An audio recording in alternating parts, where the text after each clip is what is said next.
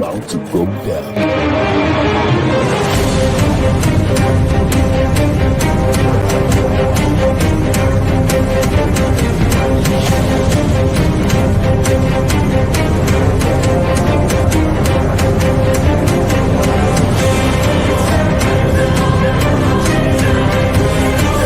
Lovely pass, and here he turns cleverly. Can he find the finish? Oh, he can! Skilled by Joshua, and a return right hand. Good counter right. Bullen is hurt. Second right hand. That clipped him as well. Now he goes in for the kill. Well, Ricciardo is inching into the lead, and Ricciardo that win the Italian Grand Prix! Iguodala running the floor. Still leading the way with Canada in there too, with the Netherlands.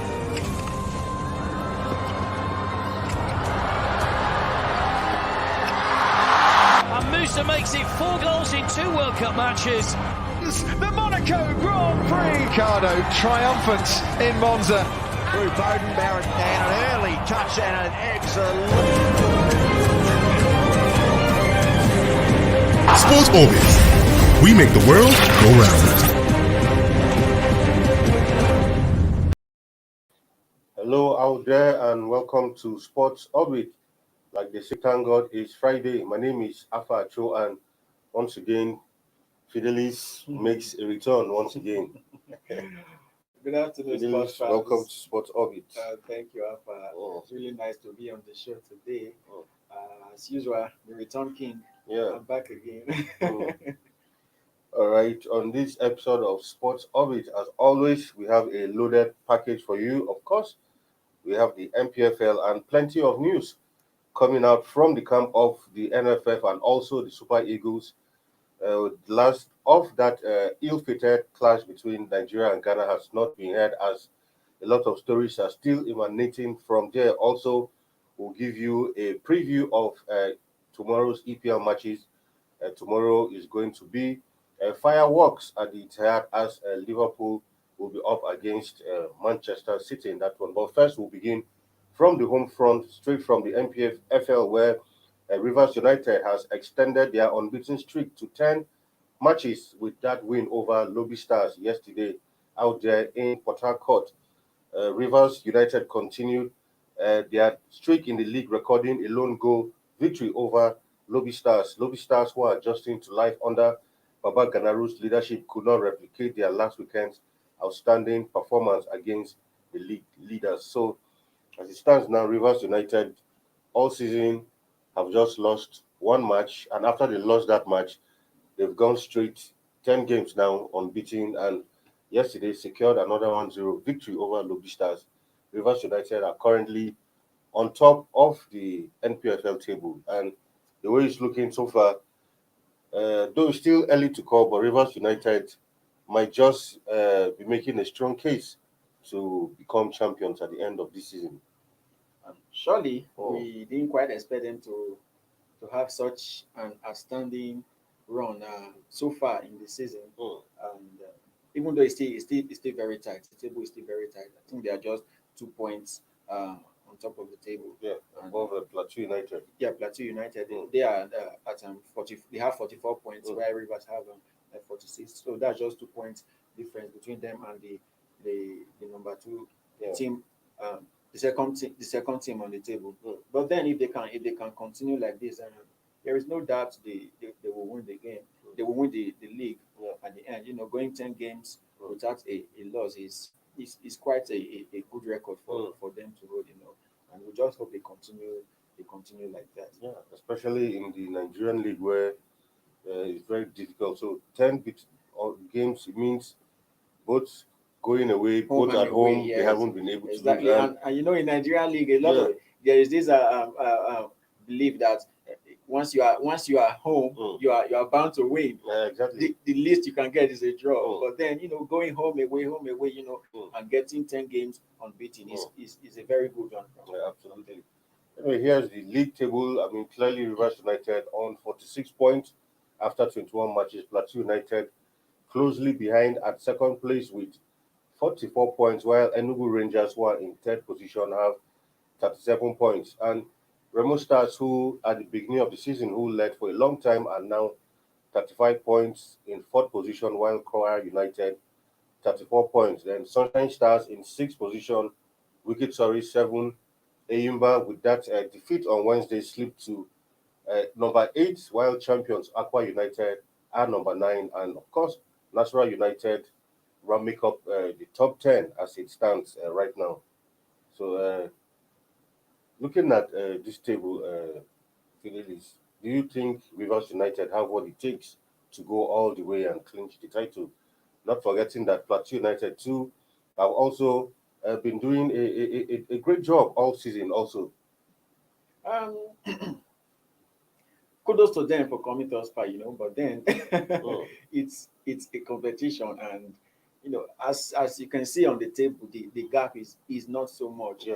Losing just one match now can take them off the top spot in the table, and we really can't say for now, but then they don't have the full assurance that they have all it takes to go on and win this and win the league. Yeah.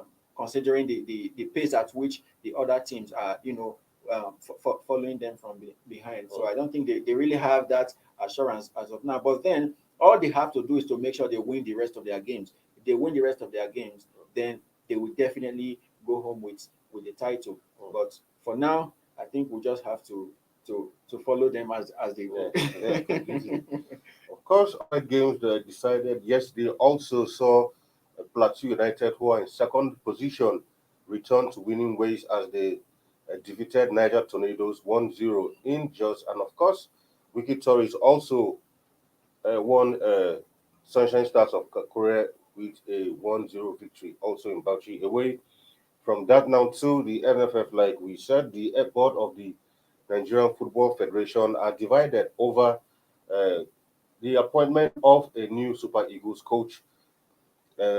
Rising from the board executive committee meeting held earlier in the week, a source stated that some members made it clear that they were not happy as decisions on key policy matters are taken by just a few members. He said it is unfortunate that this is the situation we found ourselves in the NFF. At the end of the meeting, it was decided that the technical committee be given 5 days to deliberate on the issue of coaches for the national team. But all of a sudden, text messages were sent out to members of the committee to Abuja to report today to discuss the matter. I don't understand how Tuesday to Friday amount to 5 days. Our source query. I mean, looking at it now, the board is divided over appointment of a new coach, and we are hearing that the man who was even supposed to have taken over the Jose Pesero Sabian has also been invited once again, as well as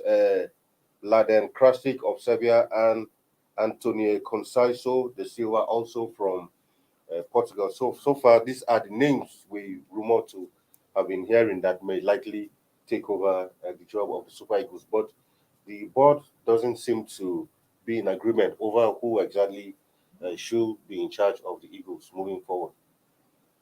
Then it's, first of all, I would say, not qualifying for the World Cup. But let me just say that particular match between Nigeria and Ghana is one that Nigerians will not forget in a hurry. Yeah. Yes, Nigerians are not going to forget that match in a hurry. You could see how almost everybody was so interested in that match. I was really surprised. See everybody pushing. The stadium was jam-packed. Yeah. And, everybody wanted, we're all behind the Super Eagles. We just had to. And then it's not just that we drew 1-1, then the play wasn't so convincing.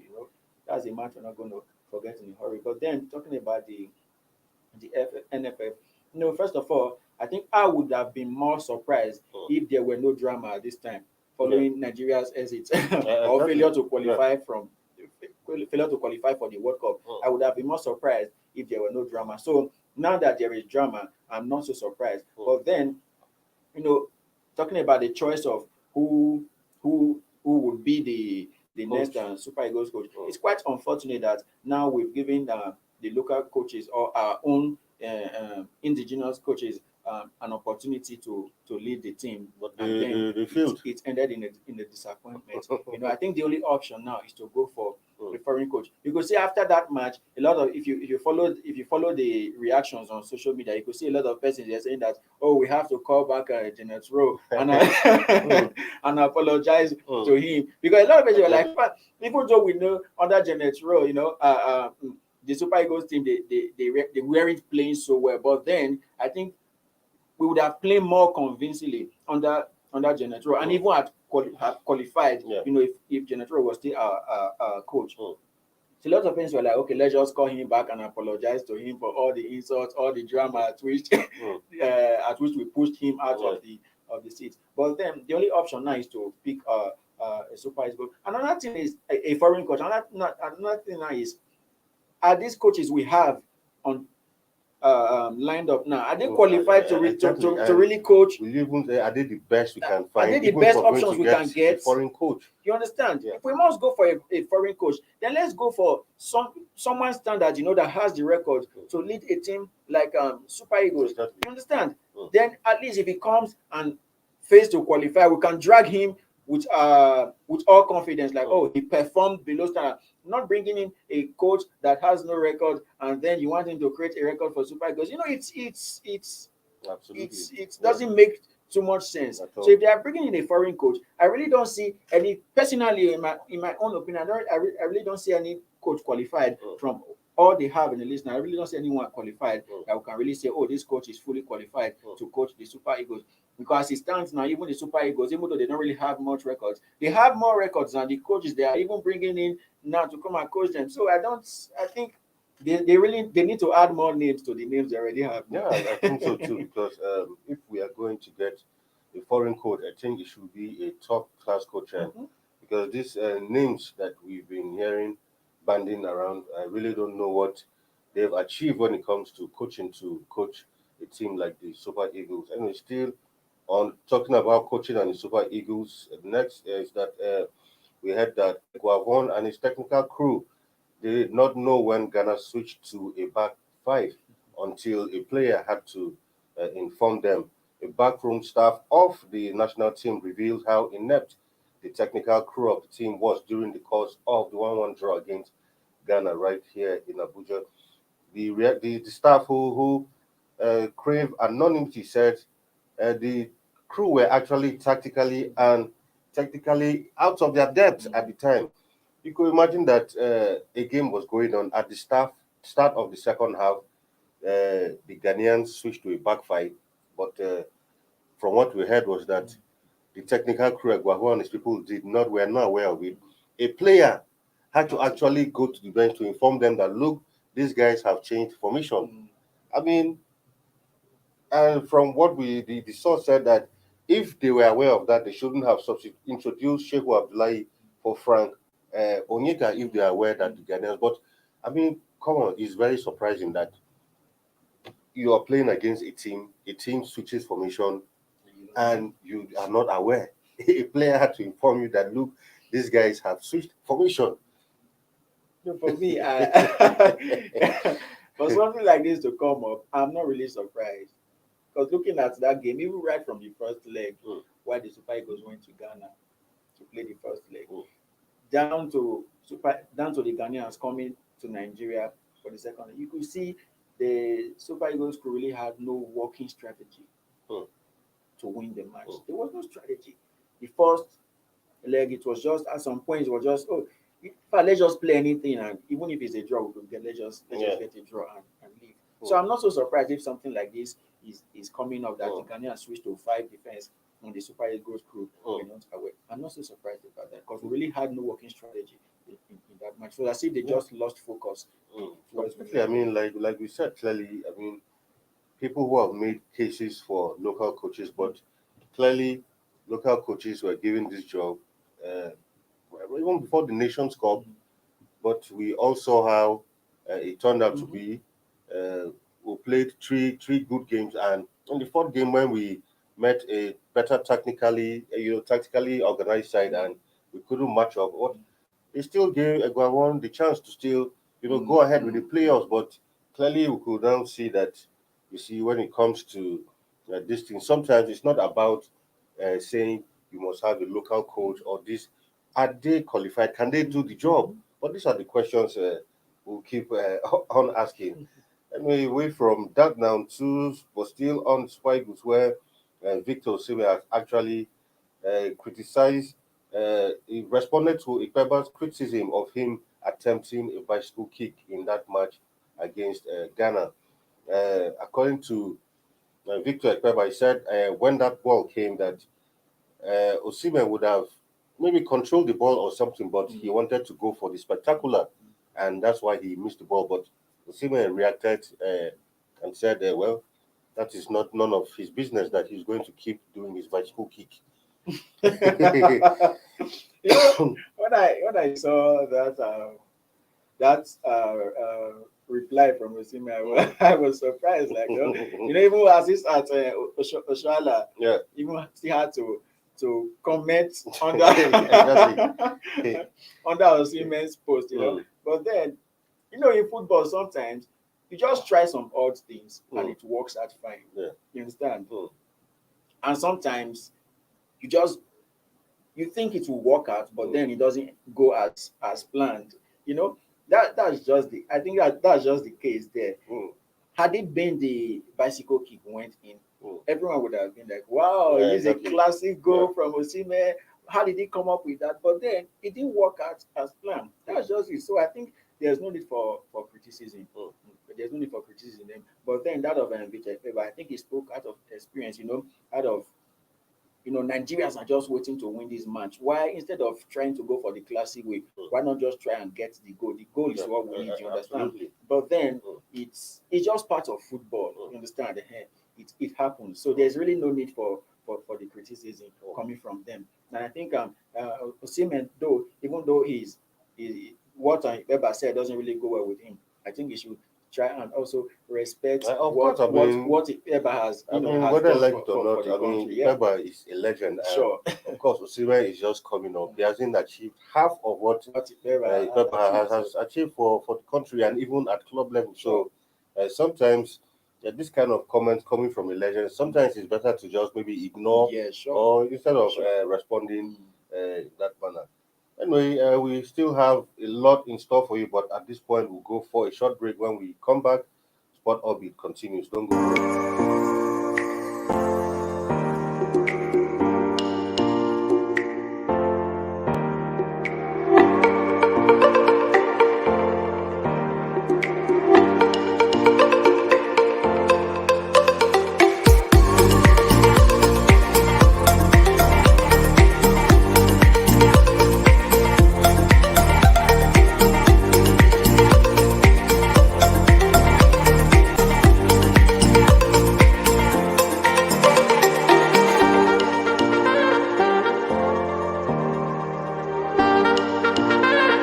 For sponsorship and advert placements, please contact 080-3688-6158. Last Word Leadership Podcast Studio. You have the last word.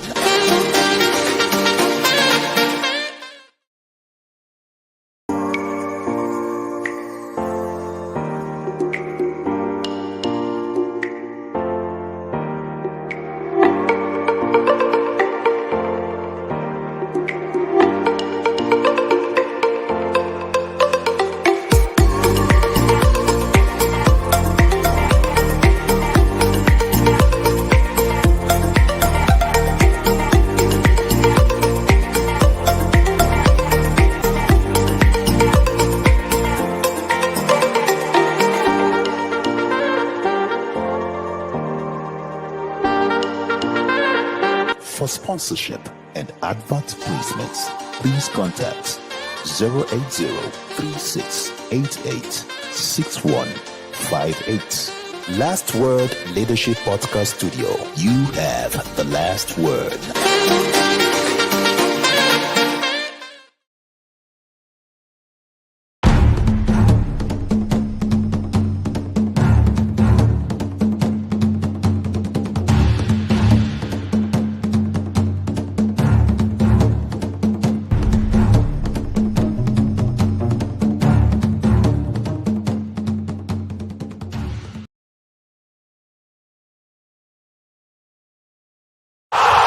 Sports Orbit. We make the world go round. All right, welcome back from that short break. You're still on Two Sports Orbit. Now, straight some Europa League matches went down last night, and we'll give you a quick result of what went down yesterday for Atalanta versus RB Leipzig. It was 1-1, and also Baka, if my producer has the results, can we have a look at it quickly? So, I mean, Atlanta, RB Leipzig, very tough game we saw yesterday, but it ended 1-1. Both sides at different points came close to taking the lead, but it was not to be. Generally, it was quite surprising result from the Europa League because I think out of all the four matches played, I think there were four. Yeah. And 3 ended in a draw. I think just one team managed to get a win. That's, I think, Marseille. So managed to win their game 1-0. Atlanta, for them, it's quite unfortunate that they couldn't hold on to their 1-0 lead that they had, and then they Leipzig later on had to equalize. But then this is just the first leg. There is still another a return leg to come. Just which will be the deciding match. So we just look forward to that and see what both teams can do to qualify to the next round of the competition. All right, in the other games, it was Frankfurt against Barcelona. That also ended 1-1. Then for West Ham, Lyon, it was also 1-1. And Braga versus Rangers. Okay, Braga 1-0 winners over Rangers, where we have the trio of 3 Nigerian players actually in that one. There's Calvin Bassey, Leon Balogun, and also Joe Aribo in that one. But they were on the losing side. But they still have another chance. They will play in the return leg at home. They are looking at these matches now. Which of these teams do you think have what it takes to go on to the semi-finals? Definitely Leipzig, Atalanta. I will pick Atalanta to qualify for that from that very game. And considering the fact that in the next leg, in the next let me just call it the second leg. Atlanta will be at home, which will give them an advantage as well. Even though there is no more home and away go rule, but then being at home will give them an advantage to go on and win that match. So I pick Atlanta to qualify from that, and then Frankfurt coming to Camp Nou. That would be a very a very difficult game for Frankfurt. Quite frankly, And then Barcelona, even though they didn't really play as a lot of people expected them to play yesterday, but then looking at that goal, the equalizing goal, that was a Barcelona goal. The way they walked, the way it was very beautiful goal to watch. And then being at home in the second leg, that will also give them another advantage. Even though already being Barcelona they have an advantage already, but then being at home playing in the Camp Nou against Frankfurt, I think that will give them more advantage to go on and win that match. And then Lyon and West Ham. I think I'll pick West Ham, even though West Ham will be playing away in the next leg. But of course, in that match, the Moyes also complained bitterly about the referee. He said he felt that the referee was the reason why they drew that match. That they were supposed to win that game, but he believed the referee was not at his best when it comes to officiating in that one. But then it is what it is. It ended 1-1. So I'll still pick West Ham to qualify from that particular one. And then Braga versus Rangers.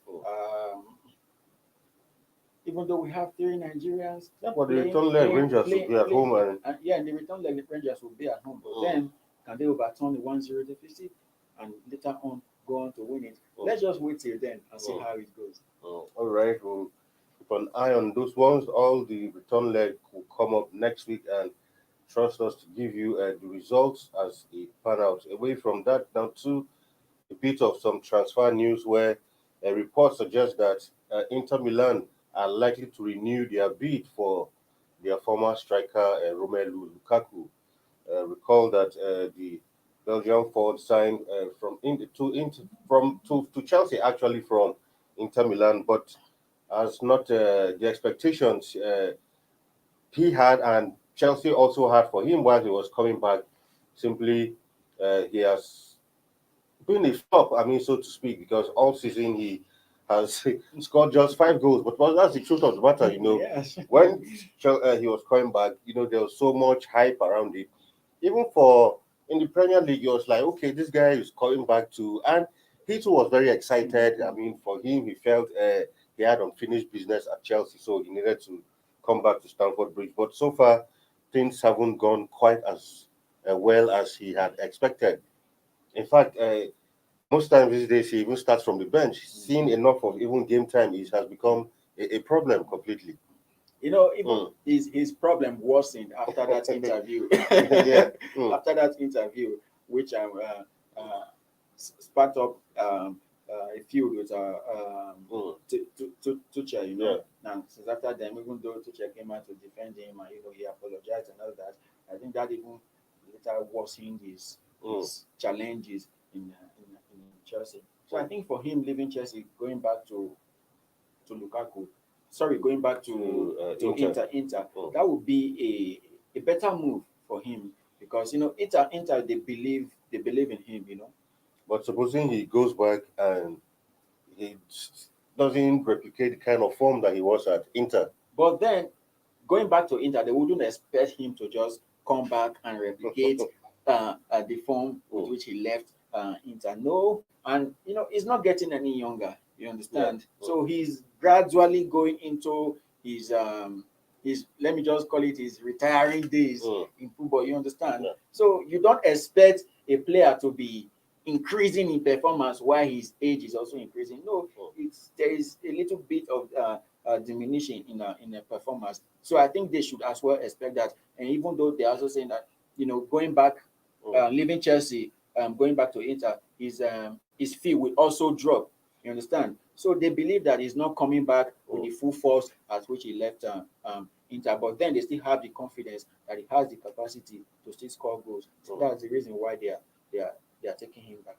Of course, he'll likely agree to a lower salary, and he desperately needs playing time, especially with the fact that the World Cup will be coming up later in the year, November, December, and I mean, when it comes to Belgium, I mean, whether I like it or not, he's a very key player. Sure. I mean, I think he's Belgium's all-time leading scorer as he stands. So, and somehow when he goes to play for his country, he always has a way of putting up exceptional performances.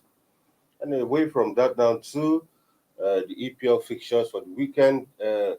This weekend in the EPL, a lot of fans of the English game have said this weekend might just be the title decider because the heavyweight clash looms as Liverpool will be up against champions Man City in that one.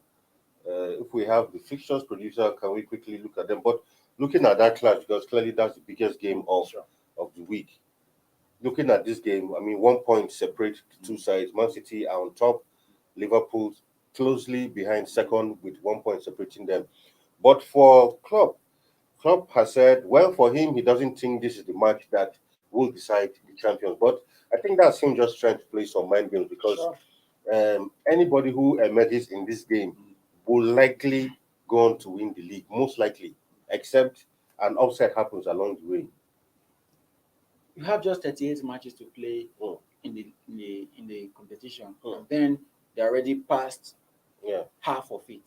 So they are going towards the end of the season, and just like you said, any team that wins this particular match now is likely gonna pick up the league, the title, and it may still go the other way if Liverpool goes on to win this match. That means they will be ahead of Man City with 2 points. 2 points, which means losing another match.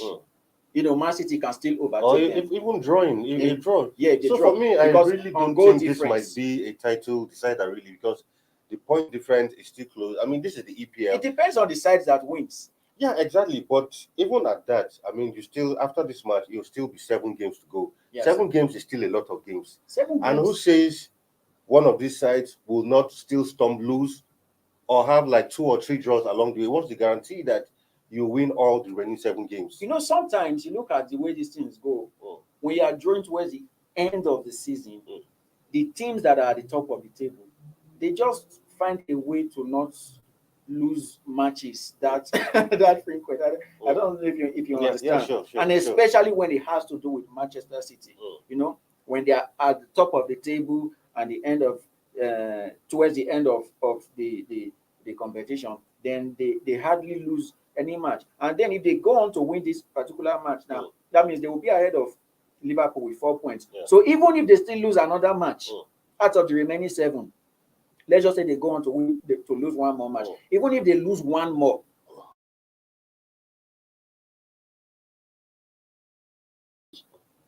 than when Liverpool wins. You understand? So I think even while it may not be the deciding match, but then it still has to do with who to still wins. Give whoever wins a certain advantage. Who wins this particular match.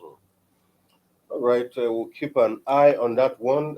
Matches, lots of matches coming up this weekend in the English Premier League. We'll keep an eye on that one, and of course, so many other sporting events will also taking place this weekend. We'll also be keeping an eye on that one, and on Monday, hopefully, when we return here, we'll give you a complete review of all that went down during the weekend. Once again, Fidelis, thank you for being in the studio to me, talking sports in the last 30 plus minutes. My pleasure. All right, viewers, that's the much we can give you on today's episode of Sports Orbit. Until we come your way again on Monday with a fresher and bigger package. Stay safe out there. My name is Afa Achu, your host, and have a lovely weekend. Thank you for watching. For sponsorship and advert placements, please contact 080-3688-6158. Last Word Leadership Podcast Studio. You have the last word.